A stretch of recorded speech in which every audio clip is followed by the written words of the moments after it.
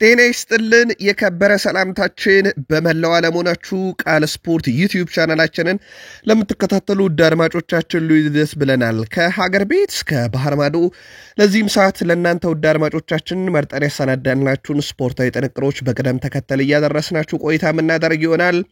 እስከ ፕሮግራማችን ፍጻሜ ቆዩ። ላይክ፣ ሰብስክራይብ፣ ሼር ማድረግ እንዳይረሳ። በዚህኛውም ጥንቅራችን የተወሰኑ ሀገራዊ ጉዳዮችን እናደርሳችኋለን።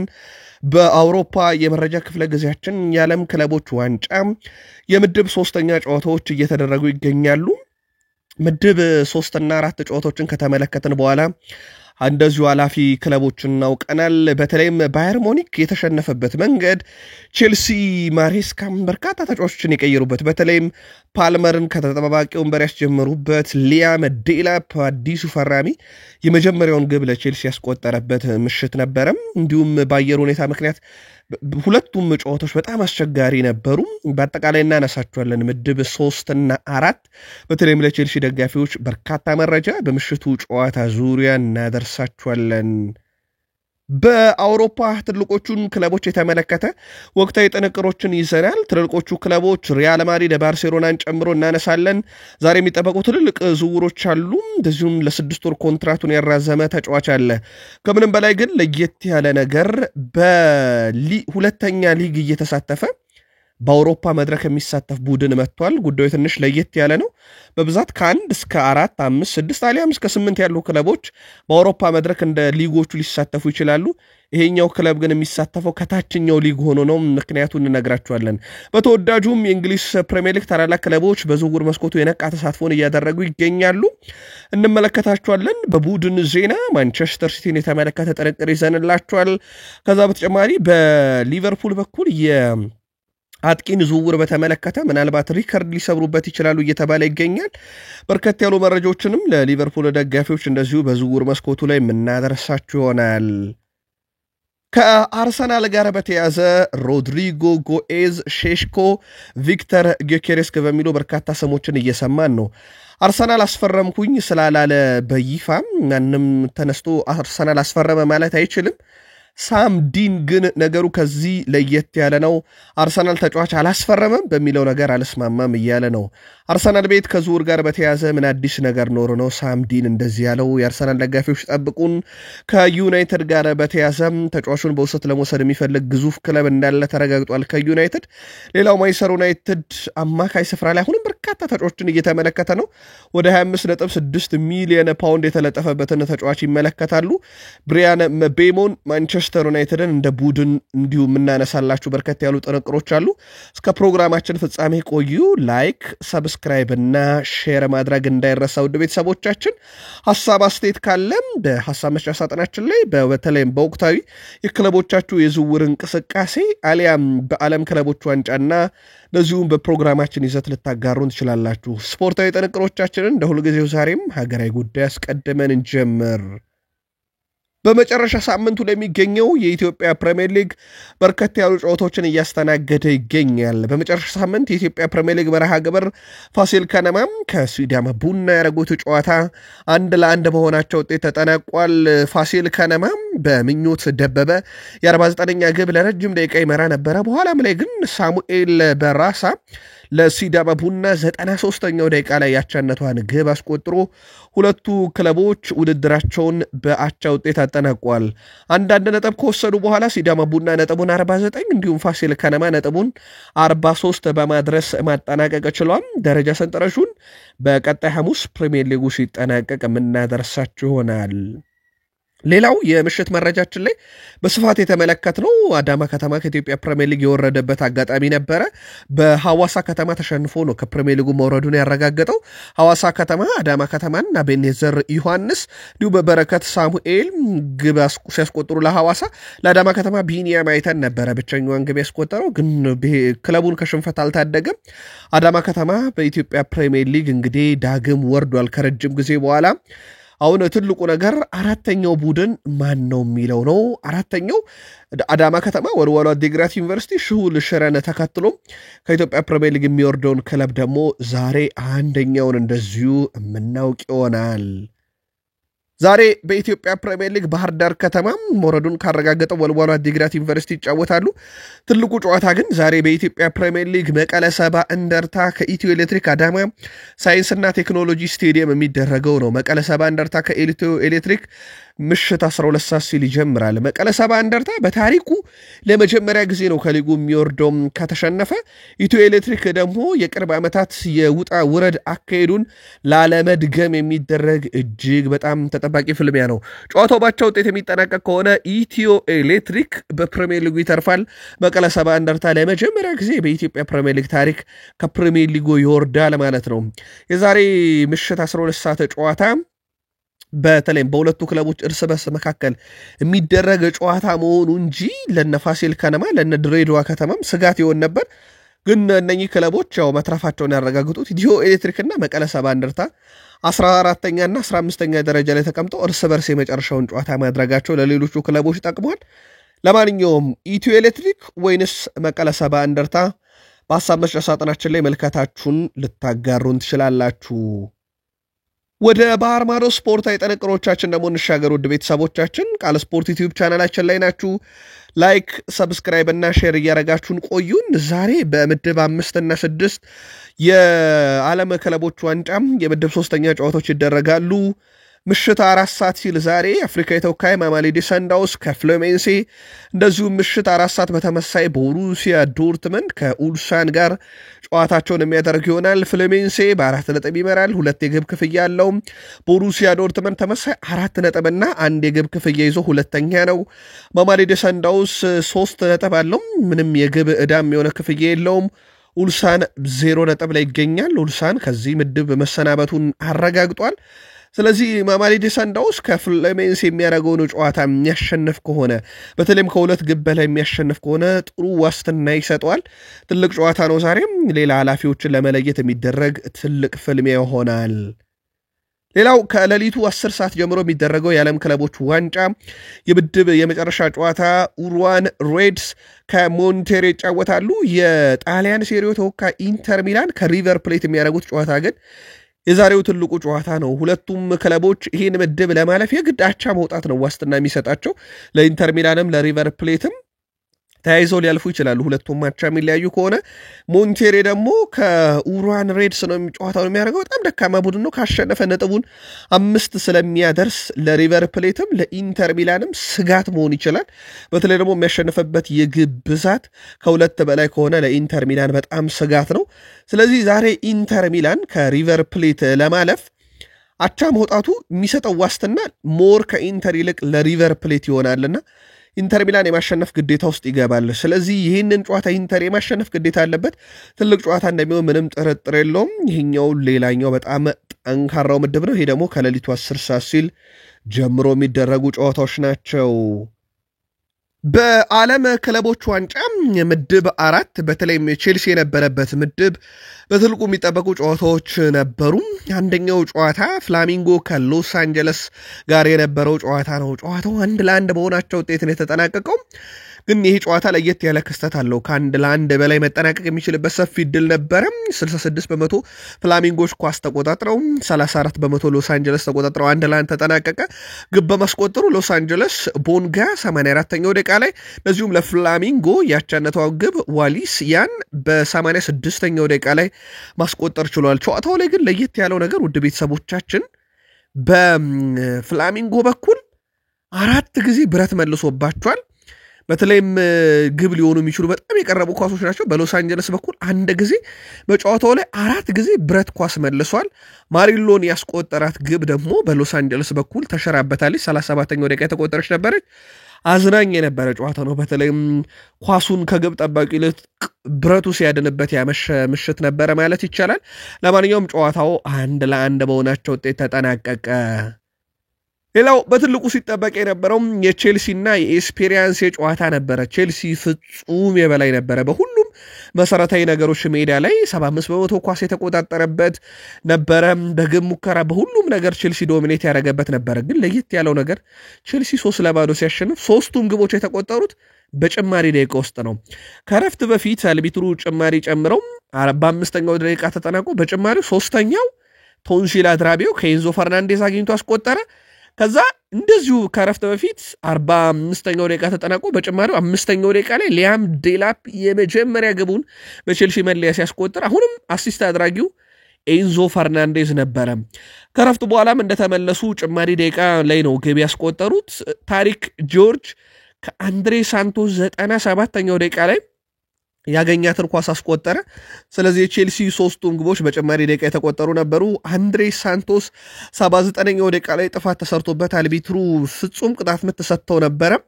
ነገር ግን በኋላ ላይ በቫር ከታየ በኋላ ሽሮታል። ለቢጫ ካርድ ራሳቸውን አይሰስቱም የተባሉት አልቢትር ግን በጨዋታው ላይ ከሁለት ቢጫ ካርድ በላይ ሳይመዙ ቼልሲም አንዲችም ቢጫ ካርድ ሳይመለከት ጨዋታው በቼልሲ ድል አድራጊነት ተጠናቀቀ። በቼልሲ በኩል ያልተጠበቀው ነገር ምናልባት ከሰሞኑ በርከት ያሉ ቼልሲ ደጋፊዎች ቅሬታ ሲያቀርቡ የነበረው ፓልመር ተጠባባቂ መሆን አለበት የሚል ነበረ። ማሬስካ አድርገውታል። ፓልመርን ተጠባባቂ አድርገው ክሪስቶፈር ንኩንኩ፣ ሊያም ዴላፕ እና ኑኖ ማዱኬን በፊት መስመር አጣምረዋል። ከዩናይትድ ጋር ስሙ እየተያዘ የነበረው ክሪስቶፈር ንኩንኩ ጨዋታውን በቋሚነት ጀምሯል።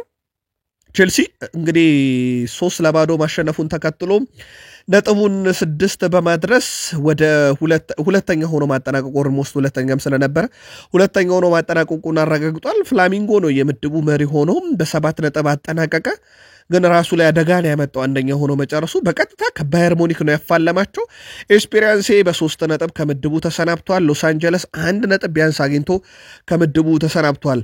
በዚህ መሰረት የመጨረሻ ጨዋታ በ16 ውስጥ ነው ማለፍ ጨዋታ ቼልሲ ከቤኔፊካ ለመግባት ሲፋለሙ፣ ፍላሚንጎ ደግሞ ከባየር ሙኒክ እንደዚሁ የሚፋለሙ ይሆናል። በዓለም ክለቦቹ ዋንጫም ክስተት የነበረው ቡድን ኦክላንድ ሲቲ ነው፣ ምንም ጥርጥር የለውም። በርካታ ግብ የጨዋታው ይቆጠርበት ነበረ። በመጨረሻው ጨዋታ ግን ይሄን አስተካክለዋል። ኦክላንድ ሲቲ ከቦካ ጁኒየርስ ያደረጉትን ጨዋታ 1-1 በሆናቸው ውጤት ማጠናቀቅ ችለዋል። ለቦካ ጁኒየርስ ጋሮ 26ኛው ደቂቃ ላይ የኦክላንድ ሲቲ ተጫዋች ራሱ ላይ ያስቆጠረ። በኋላም ላይ ኦክላንድ ሲቲን ናቻ ያደረገች ግብ ደግሞ ወደ 52ኛው ደቂቃ ላይ ግሬ ያስቆጠረ። በነገራችን ላይ ግሬ መምህር ነው። ኦክላንድ ሲቲ ከቦካ ጁኒየር ባረጉት ጨዋታ ላይ ለኦክላንድ ሲቲ ያቻነቷን ጎል ያስቆጠረው ክርስቲያን ግሬ የትምህርት ቤት መምህር ነውና በእግር ኳስ ሕይወት ታሪኩ ደማቅ ታሪክ ነው መጻፍ የቻለው ማለት ይቻላል። በውድድር ላይ በዓለም ክለቦች ዋንጫ ላይ ለኦክላንድ ሲቲ ብቸኛውን ግብ አስቆጠረ። ስለዚህ ኦክላንድ ሲቲ በራሳቸው ከዚህ ምድብ ቢያንስ 1 ነጥብ እንዲያገኙ ያደርጓቸዋል። ቦካ ጁኒየርስ ግን እድሉን መጠቀም አልቻለም። በእርግጥ ቤኔፊካ በዛኛው ሳይድ ማሸነፉ ነገሩን አክብዶበታል። ቦካ ጁኒየርስ ከኦክላንድ ሲቲ ባረጉትም ጨዋታም እንደተለመደው በአየር ሁኔታ ምክንያት ጨዋታው ለተወሰኑ ደቂቃዎች ለመቋረጥ እንደዚሁ ተገዶ ነበር። ሌላኛው ከዚሁ ምድብ ላይ የነበረው የዓለም ክለቦች ዋንጫም የመጨረሻ ጨዋታ ቤኔፊካን ከባየር ሙኒክ ያገናኘ ጨዋታ ነበረ። ቤኔፊካ 13ኛው ደቂቃ ላይ ሼል ድሩፕ ባስቆጠራት ግብ ጨዋታውን 1-0 በሆነ ውጤት ድል ማድረግ ችሏል። ይህም ነገርየውን ለራሱ ለተሸናፊው ባየር ሙኒክ ቀለል ያደረገለት ይመስላል። እንመለከተዋል እንዴት የሚለውን። ቤኔፊካ ከባየር ሙኒክ እንግዲህ ለመጀመሪያ ጊዜ ነው በታሪካቸው ድል ሲያደርጓቸው። በቤኔፊካ እና በባየር ሙኒክ ታሪክ ሁለቱ ክለቦች በተለይም የባየር ሙኒክ የበላይነት ከፍ ያለ ነበረ። ትልቁ ውጤት የሚባለው ለቤኔፊካ አቻ የወጡበት አጋጣሚ ነበር። ለማንኛውም ለመጀመሪያ ጊዜ ቤኔፊካ ባየር ሙኒክን በርስ በርስ ግንኙነት እንደዚሁ ያሸንፎታል። ውጤቱን ተከትሎ ቤኔፊካ ነው የምድቡ አንደኛ ሆኖ ያለፈው። በነገራችን ላይ 7 ነጥቦችን በመያዝ አንደኛ ሆኖ አለፈም። ባየር ሙኒክ 6 ነጥቦችን በመያዝ ሁለተኛ ሆኖ አጠናቀቀ። ከዚህ ምድብ ቦካ ጁኒየርስ ያውም ተሰናብቷል፣ እንዲሁም ኦክላንድ ሲቲም ተሰናብቷል። ቦካ ጁኒየርስ በ2 ነጥብ፣ ኦክላንድ ሲቲ 1 ነጥብ ይዘው ከዚህ ምድብ ተሰናብተዋል ማለት ነው። የቤኔፊካና የባየር ሙኒክ ማለፍ ሳይሆን ለየት ያለው ነገር በተለይም ባየር ሙኒክ ሁለተኛ ሆኖ ማለፉ ነበር ነገሩን ለየት ያደረገው። በእርግጥ ባየር ሙኒክ አስቀድሞ ማለፉን አረጋግጧል። እንደ ቼልሲ ያለ ትልቅ ቡድን ላለመፋለም ለጥሩ አጋጣሚ ነበረ። በጨዋታው ላይ የባየር ሙኒክ መሸነፍ ነገሩ አስቀድሞ በትልቁ ሲነገር ነበረ። ባየር ሙኒክና ቤኔፊካ ለማንኛውም ከምድቡ አንደኛና ሁለተኛ ሆነው አልፈዋል። ከዓለም ክለቦች ዋንጫ ውጭ ወዳሉ መረጃዎቻችን ደግሞ እንሻገር። ውድ ቤተሰቦቻችን ፍራንኮ ማስታንቱኖ አዲሱም የሪያል ማድሪድ ተጫዋች አሁን ግን የዓለም ክለቦች ዋንጫን በሪቨር ፕሌት እያሳለፈ የሚገኘው ተጫዋች ለሪያል ማድሪድ መጫወት ህልምን እውን ማድረግ ነው ብሏል። በተለይም ማንም ሰው በዚህ ምድር ላይ ቢጠየቅ ቃል የሚያጥረው ነገር ስለ ሪያል ማድሪድ ለመናገር ነው። አውቃለሁ የምድራችን ትልቁና ግዙፉ ክለብ ነው፣ ለዚህ ግዙፍ ክለብ መጫወት ብዙ ትርጉም አለው ብሏል። ከዛ በተጨማሪ ፍራንኮ ማስታንቱኖ ለመጀመሪያ ጊዜ አሰልጣኝ ዣቪ አሎንሶን ሲያነጋግር ልዩ ስሜት እንደተሰማው ተናግሯል። እጅግ በጣም አድርጌ እሱን አመሰግናለሁ። በነበረን ቆይታ ላይ ለቡድኑ በጣም አስፈላጊ መሆኔን ነገረኝ። አንድ አሰልጣኝ ለአንድ ቡድን አስፈላጊ ነህ፣ ያውም ለሪያል ማድሪድ ሲል በራስ መተማመን ከፍ ይላልና አሁን በዓለም ክለቦች ዋንጫም በራስ መተማመን ከፍ ብሎ ነው ያለው። በቀጣይ ነጩን መለያ በሳንቲያጎ ቤርናቢዮ ለብሼ እስክጫወት ጓጉቻለሁ ሲል ተደምጧል። በቀጣይ የውድድር ዓመት የቋሚነት ስፍራም ይሰጧል ተብሎ ይታሰባል። በተለይም ዣቪ አሎንሶ ለወጣት ተጫዋቾች በደንብ እድል ይሰጣሉ ተብሎ ይጠበቃል። ፍራንኮ ማስታንቱኖ ከዓለም ክለቦች ዋንጫ መጠናቀቅ በኋላ ሪያል ማድሪድን በይፋ ይቀላቀላል። በስፔን ላሊጋ ባለፉት 2 ሲዝኖች በርካታ የተሳካ ድሪብል በማድረግ ላሚን ያማልን የሚስተካከል የለም። ባለፉት 2 ዓመታት ከ16 ዓመቱ ጀምሮ 231 የተሳኩ ድሪብሎችን ፈጽሟል። ቀጥሎ የምናገኘው ሰው ደግሞ ሌላኛው ኒኮ ዊሊያምስን ነው። ስፔናዊ ተጫዋች በቀጣይ በባርሴሎና መለያ እንመለከተዋለን ተብሎ የሚጠበቀው ተጫዋችም ሁለተኛው ተጫዋች ነው። 154 የተሳኩ ድሪብሎችን አድርጓል። ከዛ ቀጥሎ የሪያል ማድሪዱ ቪኒሲየስ ጁኒየር በ143 ሶስተኛ፣ ታኩ ኩቦ ይሄ እንደውም ከፕሪሚየር ሊግ ክለቦች ጋር በስፋት ይነሳ ነበር 130 አራተኛው ተጫዋች ነው። አንደኛና ሁለተኛ ያሉት አንዱ ነባር የባርሴሎና ተጫዋች ላሚን ያማል፣ ሁለተኛ ላይ ያለው ኒኮ ዊሊያምስ ደግሞ በቀጣይ ዝውውሩ ይፋ ይደረጋል ተብሎ ይጠበቃል። በነገራችን ላይ ለባርሴሎና ደጋፊዎች ለማስታወስ ያክል የኒኮ ዊሊያምስ ዝውውር የዘገየበት ዋነኛ ምክንያት የቢልባኦ የገንዘብ አከፋፈል ስርዓት ምክንያት ለባርሴሎና ትንሽ ፈተና ስለሆነበት ጭምር ነው። ፖል ላቤሌ ፖግባ ዛሬ ፈረንሳይ ሞናኮ ይደርሳል ተብሎ ይጠበቃል። ሁሉ ነገር አልቋል። ውድ ቤተሰቦቻችን ዛሬ የሕክምና ምርመራውን ለማድረግ ቀጠሮ ተይዟል። የመጨረሻ ስራዎች ተሰርተዋል። ከሕክምና ምርመራው በኋላ ፊርማውን ያኖራል። የ2 ዓመት ኮንትራት ፖል ላቤሌ ፖግባ በሞናኮ ለመፈረም ከስምነት መድረሱን ነግረናችሁ ነበረ። ስለዚህ የመጨረሻ ስራዎች ብቻ ተሰርተዋል። እንደ አጠቃላይ ሞናኮ አስፈርሞ ዝውውሩን ይፋ ለማድረግ 12 ሰዓት ብቻ በቂ ነው ብሏል ፋብሪዚዮ ሮማኖ። የፈረንሳዩ ኃያል ክለብ ሞናኮ ፖል ላቤሌ ፖግባን ያገሩን ልጅ በ2 ዓመት ኮንትራት ያስፈርማል። ፖል ላቤሌ ፖግባን ኦልሞስት ወደ 2 ዓመት በኋላ ለመጀመሪያ ጊዜ እግር ኳስም እንደዚሁ ሲጫወት እንመለከተዋለን ማለት ነው። ሌላው ሞናኮ የጨረሰው ዝውውር የአንሶ ፋቲን ነው። በነገራችን ላይ ከስምነት ተደርሷል። በስተመጨረሻም የመግዛት አማራጭ እንዲካተትበት ተስማምተዋል። በውሰቱል ነው ወደ ሞናኮ የሚያመራው። የመጨረሻ ስራዎች በሙሉ ተሰርተው ተጠናቀዋል። በነገራችን ላይ በዚህ ሳምንት የሕክምና ምርመራውን የሚያደርገው አንሶ ፋቲ በዛሬው ዕለት የሕክምና ምርመራውንና የወረቀት ስራዎችን ለመጨረስ ሞናኮ ልክ እንደ ፖል ላቤሌ ፖግባ ሁሉ ይገኛል።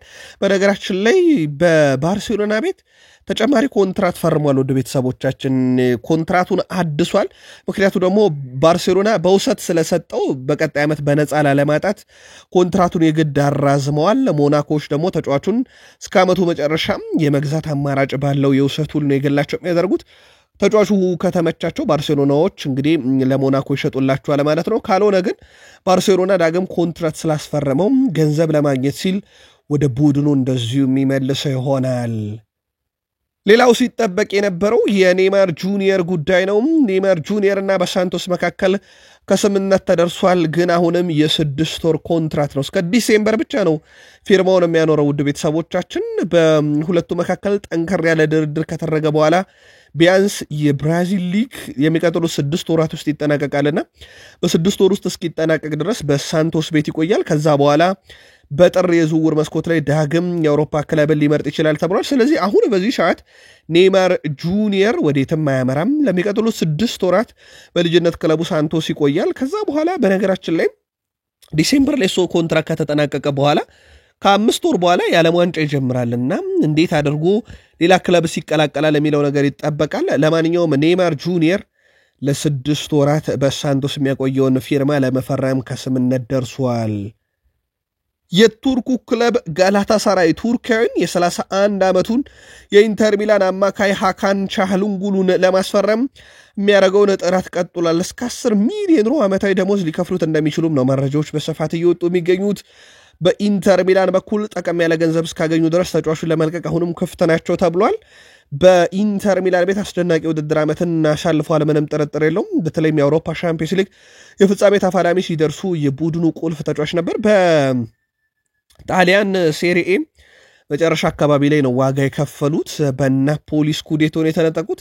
እስከዛ ድረስ እንዳጠቃላይ ቡድኑ በጣም ምርጥ ነበር። ያው ኢንተር ሚላን አንድ የሚነሳው ጉዳይ እድሜያቸው የገፉ ተጫዋቾች ይበዛሉ፣ 30 ዓመት ያለፋቸው ይበዛሉ።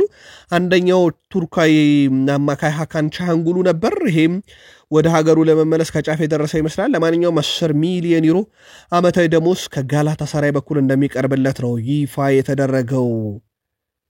በአውሮፓ ሻምፒዮንስ ሊግ፣ በኤሮፕ ሊግ እና በኮንፈረንስ ሊግ የሚሳተፉ ክለቦች በፕሪሚየር ሊግ፣ በፍራንስ ሊግ የሚሆን በየትኛውም ሊግ በደረጃ ሰንጠረዡም ከ1 እስከ 6 አንዳንድ ቦታ እስከ 7 እስከ 8 የጨረሱ ሊሆኑ ይችላሉ። በሻምፒዮንሺፕ ወይም በሁለተኛው ሊግ እርከን ላይ የሚወዳደር ክለብ ግን በአውሮፓ መድረክ በፍጹም የሚያሳትፍ ደረጃ ይዞ ሊያጠናቀቅ አይችልም። ነገር ግን ይህ ነገር በፍራንስ ሊጋ ቀጣይ ዓመት እንመለከተዋለን። የፍራንሳዊ ክለብ ኦሎምፒክ ሊዮን ባለበት ዕዳ ምክንያት ወደ ፍራንስ ሊግ ሁለተኛው እርከን ወርዷል። ሊዮን ወደ ሁለተኛው ሊግ ለመውረድ የተገደደው ያለበት የፋይናንስ ችግር አሁንም አላስተካከለም። ክለቡ እስከ ውድድር ዓመቱ መጨረሻ የፋይናንስ ችግሩን እንዲያስተካክል ጊዜ ገደብ ተቀምጦለት እንደነበር ይታወቃል። እኛም መረጃው እንደወጣም በሰበር በሚቀጥለው የውድድር ዓመት ኦሎምፒክ ሊዮን የፋይናንስ ችግሩን ካላስተካከለ አንደኛ ሆኖ ቢያጠናቅቅ ራሱ ይወርዳል በለናችሁ ነበር። የክለቡ ባለቤት ጆን ቴክስተር ከዚህ በፊት ኦሎምፒክ ሊዮን እንዳይወርድ ሁሉንም ነገር እናደርጋለን በማለት ቃል ገብቶ እንደነበር ይታወቃል። እሳቸው ግን የፓላስ ድርሻቸውን የሸጡት። ኦሎምፒክ ሊዮን በቀጣይ ውሳኔው ላይ ይግባኝ እንደሚጠይቅ ሲጠበቅ በርከት ያሉ የፍራንስ የመገናኛ ብዙሃን ይግባኝ ጠይቀዋል የሚሉ መረጃዎችንም ሲያሰራጩ ነበረ። ይግባኙ ውድቅ የሚደረግ ከሆነ ኦሎምፒክ ሊዮን በፈረንሳይ በሚገኘው ሁለተኛ ሊግ እርከን ላይ እየተወዳደረ ቀጣይ ዓመት ደግሞ በአውሮፓ መድረክ ይሳተፋል። ይህን ለመጀመሪያ ጊዜ እንመለከታለን ማለት ነው በፍራንስ ሊግ። ጉዳዩ ግን የቅጣት ስለሆነ እንጂ አንድ ቡድን በሁለተኛው የሊግ እርከን እየተወዳደረ የትኛውንም የአውሮፓ ትኬት እንደማይቆርጥ ይታወቃል። እሱ ብቻ ሳይሆን በሊጉም ደረጃ ሰንጠረዦች አሉት በየሊጎቹ። በዛ ደረጃ ሰንጠረዥ ውስጥም ካላጠናቀቀ እንደማይሳተፍ ይታወቃል። ለማንኛውም የኦሎምፒክ ሊዮን ይግባኝ ላይ አዲስ ነገር ካለ እንደዚሁ ተከታትለን የምናደርሳችሁ ይሆናል። ቃል ስፖርት ዩቲዩብ ቻናላችን ላይ ትገኛላችሁ። ከተወዳጁ የእንግሊዝ ፕሪሚየር ሊግ ወዳገኘናቸው ዕለታዊ ጥንቅሮቻችን ደግሞ እንሻገር። ላይክ፣ ሰብስክራይብ እና ሼር እያረጋችሁን እስከ ፕሮግራማችን ፍጻሜ እንደዚሁ ከኛ ጋር እንድትቆዩ በአክብሮት ጋበዝን። የአስቶን ቪላው አሰልጣኝ ኡናይ ኤምሬ በቀጣይ ውድድር ዓመት የቡድናቸው አካል እንዲሆን የሚፈልጉት አሁንም የባርሴሎናን ፌራን ቶሬዝን ነው ተብሏል። ከባርሴሎና አካባቢ እንኳን ተጫዋቹን ለመሸጥ እስካሁን ምንም አይነት ፍላጎት አልታየም። ነገር ግን ኡናይ ኤምሬ ተጫዋቹ እንዲመጣ በቀጣይም ከክለቡ ከባርሴሎና ጋር በተጫዋቹ ዝውውር ጉዳይ ድርድር እንዲያደርጉ ይፈልጋሉ ተብሏል። ፌራን ቶሬዝ በራሱ ባርሴሎናን ስለመልቀቁ በግሉ እስካሁን የወጣ መረጃ የለም። ለማንኛውም አዲስ ነገር ካለ እንደዚሁ ተከታትለን እናደርሳችኋለን። ኒካስል ዩናይትዶችም አሁንም የሊዱን ግብ ጠባቂ ሁኔታም እየተከታተሉ ነው። ሉካስ ቼቭሌርን ይህ ግብ ጠባቂ ደግሞ እጅግ በጣም ውድ የሚባለው በነገራችን ላይ የመጀመሪያ ምርጫቸው አሁንም የበርንሌው ጄምስ ትራፎርድ ሲሆን ይህ የዝውውር ሂደት የማይሳካ ከሆነ ወደ ሊሉ ግብ ጠባቂ ሉካስ ቼቭሬል ለማምራትም በኒካስል ዩናይትድ በኩል እንደዚሁ እንደቅር ተቀምጧል። ሪያን አይት ኑሪ የፔፕ ጋርዲዮላ እና የማንቸስተር ሲቲ የክረምት ፈራሚ በእርግጥ በክረምት በርካታ ተጫዋቾችን እንዳመጡ ይታወቃል። ሪያን አይት ኑሪ፣ ታይጃኒ ራይንደርስ፣ ሪያን ቸርኪን ጨምሮ ለቡድኑ በጣም ወሳኝ የሚባሉ በርካታ ያሉ ተጫዋቾችን ከጥር ጀምሮ ሲያመጡ ነበረም። አንደኛው ሪያን አይት ኑሪ ነው። ከፔፕ ጋርዲዮላ ጋር የመጀመሪያ ጊዜ ውይይት ሳደርግ የነገረኝ በርካታ ነገሮች አሉ። በተለይም ደግሞ ያለ ጫና እንድጫወት ነግሮኛል። ሲቲ ቤት ያለ ጫና መጫወት እንደሚገባ፣ እንደዚሁም ደግሞ ኳስን ይዤ ከራሴ ሜዳ ክፍል ወደ ተቃራኒ ሜዳ ክፍል ከሄድኩ በኋላ ሳጥን ውስጥ ለሚገኝ ተጫዋች ክሮስ እንዳረግም ነግሮኛል ብሏል። ያው ሳጥን ውስጥ ኦብቪየስሊ ማን ቆሞ እንደሚጠብቀው ይታወቃል። ኤርሊንግ ብሮት ሃላንድ ነው። አይኑንም ቢጨፍን ጎሉን አይስትም ከሚባሉ ተጫዋቾች ውስጥ አንደኛው ኤርሊንግ ብሮት ሃላንድ ነው። እንደውም ከሰሞኑ አንድ አድማጫችን ምናልባት ኤርሊንግ ብሮት ሃላንድ የዩናይትድ የአርሰናል አሊያም የሊቨርፑልና የቼልሲ አጥቂ ቢሆን ኖሮ በመላው ዓለም ስመገናና ይሆን ነበር። አሁን ብዙ ያልተዘመረለት የሲቲ አጥቂ ነው ስለሆነ ነው የሚል ቅሬታን አቅርቦልን ነበር። ለማንኛውም ወደ ሳጥን ውስጥ ኳስ እንዳሻገር ነግሮኛል። እናም ያንን አደርጋለሁ የጋርዲዮላን ምክርም አከብራለሁ ብሏል። በተፈጥሮዬም ኳሶችን ይዞ ወደ ተቃራኒ ፍጹም ቅጣት ምት ውስጥ ክሮስ ማድረጎችን እወዳለሁኝ። ይህንንም ቀጥላለሁኝ። ስለሆነም ቀጣዩን የእግር ኳስ ህይወቴን በሲቲ ቤት ጥሩ እንደማረግ ተስፋ አደርጋለሁ ብሏል። ኤርሊንግ ብሮት ሃላንድ ከኬቨን ደ ብሮይና በኋላ ሌላ ኳስ የሚያቀብለው ሰው ይመስላል። ሩያን አይት ኑሪ የኤስ ሚላኑ ስፖርቲንግ ዳይሬክተር ከቼልሲ ጋር ከስምምነት መድረስ አልቻልንም ብለዋል። ቼልሲ የግብ ጠባቂያችን ማይክ ሚኛን ፈላጊ ነበር ያሉት የኤስ ሚላኑ ስፖርቲንግ ዳይሬክተር፣ ነገር ግን ከቼልሲ ጋር አሁንም ድረስ በመናረገው ድርድር ላይ ከስምምነት መድረስ አልቻልንም። ስለዚህ አሁን ባለው ሂደት ማይክ ሚኛን ወደ ቼልሲ ከማምራት ይልቅ ከኛ ጋር የመቆየት እድሉ ሰፊ ነው ሲሉ ተደምጠዋል። በእርግጥ ቼልሲዎች ይህንን ዝውውር እስከ ዓለም ክለቦች ዋንጫ ጅማሮ ድረስ ነበር ሊያስፈርሙ ጥረት ሲያደርጉበት የነበረው። ከዛ በኋላም እርግፍ አድርገው ትተውት ሌሎች አማራጮችን እየተመለከቱ እንደሆነ ይታወቃል። ስፖርቲንግ ዳይሬክተሩም ዛሬ በሚዲያ ላይ ወጥተው የቼልሲና የኛ ነገር አብቅቶለታል፣ ከኛ ጋር ይቆያል ሲሉ ሐሳባቸውን አጋርተዋል። ሊቨርፑል በዚህ ክረምት ብዙ ወጪ እንዳወጡ ይታወቃል። ወደ 200 ሚሊዮን ፓውንድ አካባቢ አውጥተዋል። 3 የቡድኑ ቋሚ ተሰላፊ ተጫዋች መሆን የሚችሉ ጥራት ያላቸው ተጫዋቾችን ከፕሪሚየር ሊግ ክለብና ከጀርመን ቡንደስሊጋው ክለብ ማምጣታቸው ይታወቃል። አሁን በትልቁ የሚጠበቀው ሊቨርፑል ቤት 9 ቁጥር አጥቂ ነው። ከሰሞኑ ደግሞ ሁሉ ነገር ከኢሳክ ጋር እየተያዘ ይገኛል። አሁን የአትሌቲክን መረጃ እየተመለከትኩት ነበረ። አትሌቲክ ይዞት በወጣው መረጃ መሰረት ሊቨርፑል ኢሳክን ለማስፈረም ነገሮች ዝግ ላይ ሆኑ ይችላሉ ብሏል። 2 ነገሮችን አስቀምጧል። አንደኛው ሊቨርፑል ጠንከር ያለ ድርድር ከኒካስል ዩናይትድ ጋር ማድረግና የኒካስል ዩናይትድን የክፍያ ሂደት ማስቀነስ ነው። ያው ሁለተኛው የሚጠበቀው ግን በኒካስል ዩናይትድ በኩል ሂሳብ ማይቀይሩ ከሆነ ሪካርድ የሆነ ገንዘብ ለዚህ ዝውውር ወጪ ማድረግ ነው ተብሏል። በሊቨርፑል በኩል ቀጣይ ውይይቶች እየተደረጉ ያሉት ለኢሳክ ምን ያህል መክፈል አለብን ከወቅታዊ ገበያ ጋር በሚለው ጉዳይ ላይ ነው። የኒካስል ዩናይትድን ውሳኔ ለማወቅ ግን ሊቨርፑሎች ምናልባትም የተወሰኑ ድርድሮችና ጥያቄዎችን በቅርቡ ሊያደርጉ ይችላሉ ተብሎ ይታሰባል። በሊቨርፑል በኩል ቀጣይ የውድድር ዓመት አሁን ባስፈረሙት ተጫዋቾች ላይ ኢሳክ ሲጨመርበት ለፕሪሚየር ሊግ ብቻ ሳይሆን ለአውሮፓም ፈተና መሆኑ የማይቀር ቡድን ነው፣ ምንም ጥርጥር የለውም። ቀደም ባለው መረጃችን እንደነገርናችሁ የሊቨርፑልና የስሎት እቅድ ሊቨርፑል ፕሪሚየር ሊጉን ብቻ ሳይሆን የአውሮፓን እግር ኳስ ጭምር እንዲቆጣጠር እንደሆነ ይታወቃል። ኤቨርተን፣ ክሪስታል ፓላስ እና በርነማውዝ ቤንዶክን ከሊቨርፑል የማስፈረም ፍላጎት አላቸው። ከባለፈው ጀምሮ ሲከታተሉት ነበረ ተጫዋቹን ከሊቨርፑል። ትልቁ ፈተና የሆነባቸው ነገር ግን አሁንም ሊቨርፑል ለዚህ ዝውውር 25 ሚሊዮን ፓውንድ ያውም ከተጨማሪ ክፍያ ጋር ይፈልጋል።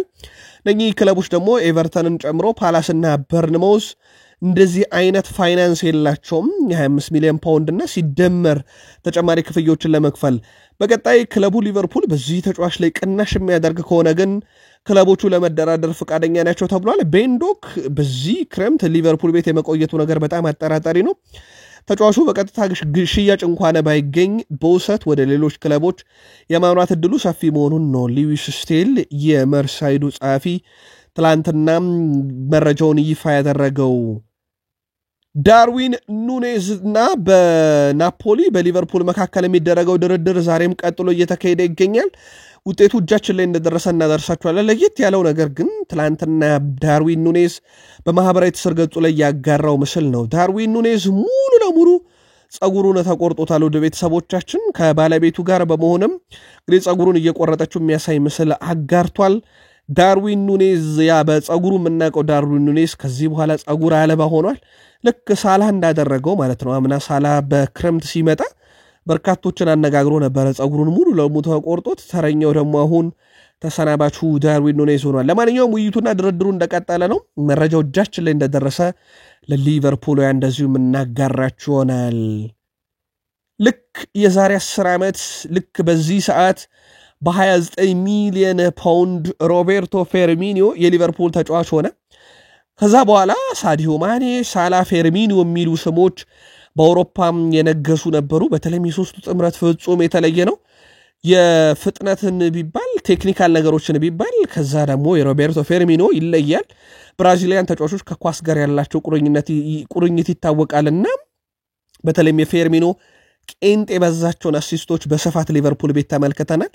እንደ ንጹህ የ9 ቁጥር ብቻ ተጫዋች አልነበረም።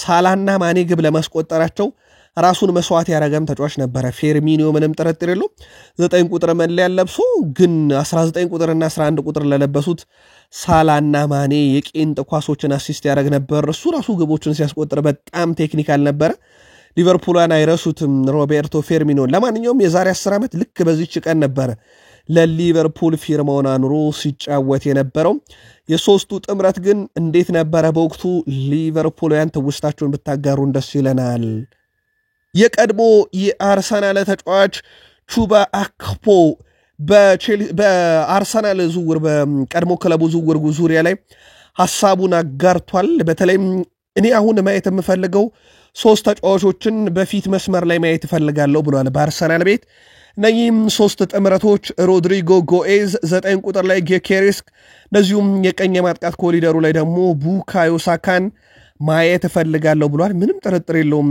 የቀድሞ የአርሰናል ተጫዋች ብቻ ሳይሆን የአርሰናል ደጋፊዎች በመላው ዓለም ያሉት በቀጣዩ ውድድር ዓመት ሊያዩት የሚፈልጉት ጥምረት ይሄ ነው ምንም ጥርጥር የለውም እነኚህን ሶስት ተጫዋቾች ቡድኑ ያለውን ነገር ሁሉ አውጥቶ አስፈርሞ ማየት ፈልጋለሁ ብሏል በርግጥ ሳካ አሁንም የአርሰናል ተጫዋች ነው ኮንትራት ማራዘም ብቻ ነው የሚጠበቅበት ሮድሪጎ ጎኤዝ ለማምጣት በትንሹ ከ70 ሚሊዮን ፓውንድ በላይ ጌኬሬስክን ለማምጣት እንደ አጠቃላይ ፓኬጁን ሳይሆን በዝውውር ሂሳቡ ብቻ እስከ 60 ሚሊዮን ፓውንድ አካባቢ ሊጠበቅበት ይችላል አርሰናል ይሄ ዝቅተኛው የዝውውር ሂሳባቸው ነው ሁለቱን በጣምራም ሊያስፈርሙ እንኳን ቢሉ እስከ 150 ሚሊዮን ፓውንድ በላይ ፈጅባቸው አንዳንድ ክለቦች ለአንድ ተጫዋች ያወጡት ሂሳብ እንደማለት ነው ናም የቀድሞ ተጫዋቹ በአክፖም ለአርሰናላውያን እየተማጸነ ይገኛል ቀጣይ ውድድር ዓመት ዋንጫ ለማንሳት ትክክለኛ ጥምረት እያለው ነው ይሄን ጥምረት ግን አርሰናላውያን እንዴት አገኛችሁት ጌኬሬስክ ወይስ ሼሽኮ ይሄ የቹፓ አክፖም እቅድ ግን ቪክተር ጌኬሬስክ የሚል ነው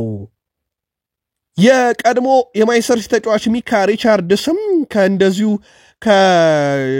ቀድሞ የአርሰናል ተጫዋች ቹባ አክፖ ጋር የሚስማማ ይመስላል የሱም ሐሳብ ሚካ ሪቻርድስ የሪያል ማድሪድ ኮከብ ሮድሪጎ ጎኤዝ ትክክለኛ ለአርሰናል የሚሆን ተጫዋች ብሎታል አርሰናል አሁን እግር ኳስን የሚጫወቱበት መንገድ የማይክል አርቴታ ፍልስፍና ለሮድሪጎ ጎኤዝ ተስማሚ ይመስለኛል ብሏል ስለዚህ አርሰናል ካዝናውንም ሰብሮ ቢሆን ሮድሪጎ ጎኤዝን ወደ ቡድኑ ማምጣት ሂደት ላይ አጠናክሮ ስራዎችን መቀጠል አለበት በእርግጠኝነት ማድሪድ ጠያቂ ክለብ ቢኖር ለመደራደር ዝግ አይሆንም ብሏል አርሰናል ግን እስከዚህ ሰዓት ድረስ የድርድር ሂደቱን ውስጥ ከመግባት ይልቅ የሁለቱን አካላት የመጨረሻ ውሳኔ በተለይ እንለያያለን እንቆያለን የሚለውን አብረው ሪያል ማድሪድና ሮድሪጎ ጎኤዝ ውሳኔ እስኪያሳውቁ መጠባበቅ ላይ ይገኛል ሳምዲን በአርሰናል ዝውውር ጉዳይ ላይ አርሰናል ተጫዋች አላስፈረመም በሚለው አልስማማም ብሏል የአርሰናል ሰዎች በዝውውር ጉዳይ ላይ አሁንም ከሚዲያው በስተጀርባ ጠንካራ ስራዎችን እየሰሩ ይገኛሉ ተጫዋች ስላላስፈረሙ ክለቡ ምንም እየሰራ አይደለም ማለቱም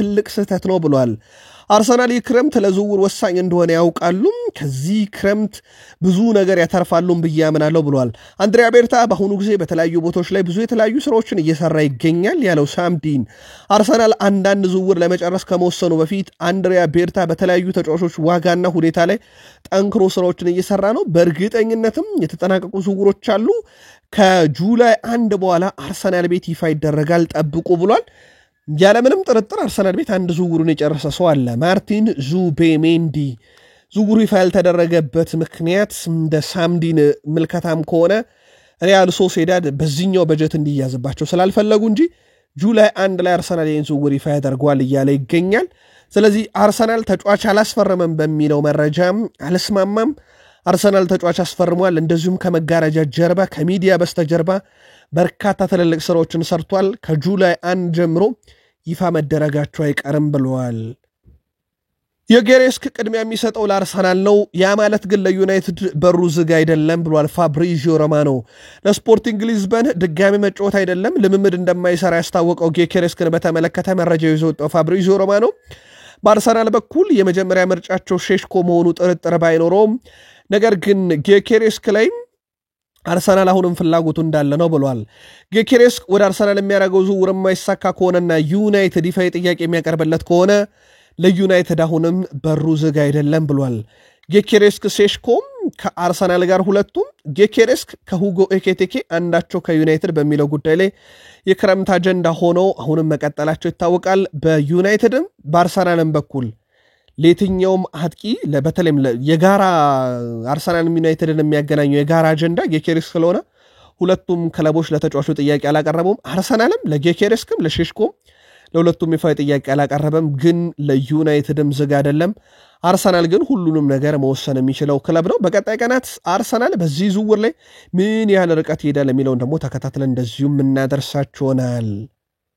ማርከስ ራሽፎርድ በባርሴሎና ቤት ራሱን ማየት ይፈልጋል። ታዲያ የዝውውር መስኮቱ ላይ አሁን ዳግም ስሙ መነሳት ጀምሯል ከዩናይትድ ጋር።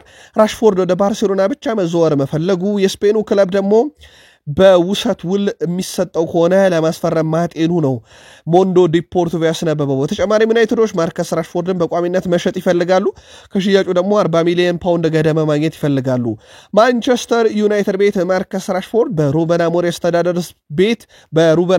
አስተዳደር ስር በዩናይትድ ቤት ዳግም ለመመልከት ዕጣችን 0 ነው ይላል ቤን ጃኮብስ በመረጃው። እነኚህ ሁለት አካላት አብረው የመቀጠል ዕቅድ ቢኖራቸው ችግራቸውንም እስከዚህ ሰዓት ድረስ ሊፈቱት ይችሉ ነበር ብሏል።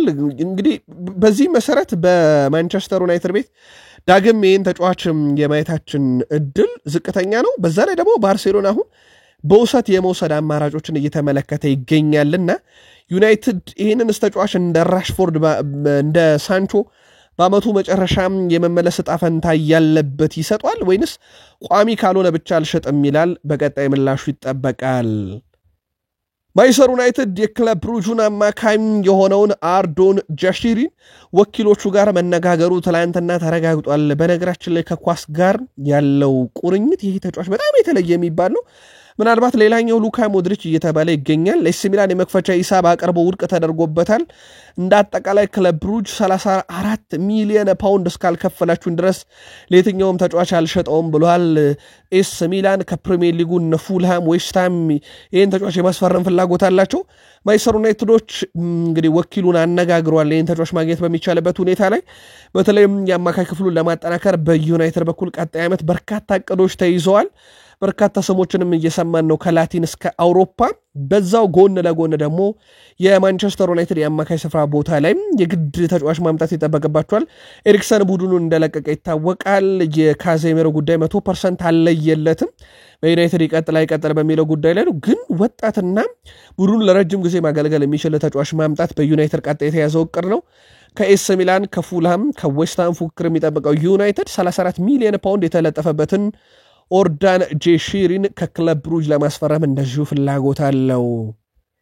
ሌላው ከብሪያን ምቤሞ ጋር በተያዘ ዩናይትድ ሁለተኛውን ጥያቄ ወደ 60 ሚሊዮን ፓውንድ የዝውውር ሂሳብ ካስገባ በኋላ በብሬንትፎርድ በኩል ምላሹ በጣም ዘግይቷል። ካስታወሳችሁ 45 ሚሊዮን ፓውንድ ሲደመር እየታየ የሚጨምር 10 ሚሊዮን ፓውንድ ዩናይትድ ባቀረበ ሰዓት በአንድ ሰዓት ባልሞላ ጊዜ ውስጥ ነበር ምላሽ የሰጡበት። አሁን ብሬንትፎርዶች ለድርድር ዝግጁ ናቸው የሚሉ መረጃዎች በስፋት እየወጡ ነው። የተወሰኑ የመረጃ ምንጮች እንደ ስታንዳርድ ስፖርት ዘገባም ከሆነ ዩናይትድ ለዚህ ዝውውር በጣም ቀርቧል። በብሬንትፎርድ በኩል ውድቅ የማይደረግ ዝውውር እያሉት ነው።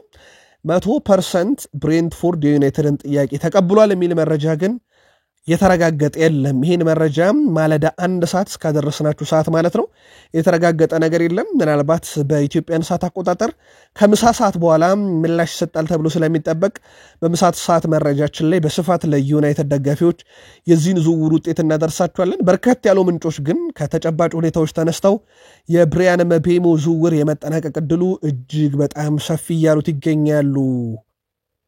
2005 ልክ በዛሬዋ ቀን ውድ ቤተሰቦቻችን 20 ዓመት በፊት ወደኋላ ብንመለስ ማለት ነው አንድ ሰው በማንቸስተር ዩናይትድ እናገኛለን። ኮሪያዊ ተጫዋች ፓርክ ጄሱንግ ከፒኤስቪ አይንዶቨን በ4 ሚሊዮን ፓውንድ ሰር አሌክሳንደር ሻክማን ፈርጉሰን ያስፈረሙት ቀን ነው።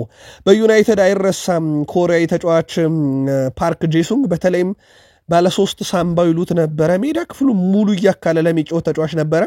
2005 ዩናይትድን ተቀላቅሎ ክለቡን እስኪለቅ ድረስ 4 የፕሪሚየር ሊግ ዋንጫ፣ 3 የእንግሊዝ ፕሪሚየር ሊግ፣ 2 ኮሚቲ ሺልድ፣ 1 የአውሮፓ ሻምፒዮንስ ሊግ፣ 1 የፊፋ የዓለም ክለቦች ዋንጫን ማንሳት የቻለ ተጫዋች ነበረ። በዩናይትድና በፈርጉሰን ጠንካራው ቡድን ውስጥ ከማይረሱ ተጫዋቾች 13 ቁጥር ለባሹ ፓርክ ጄሱንግ ነበር። ዩናይትድን ከዚህ ተጫዋች ጋር ያላችሁን ትዝታ ልታጋሩን ትችላላችሁ።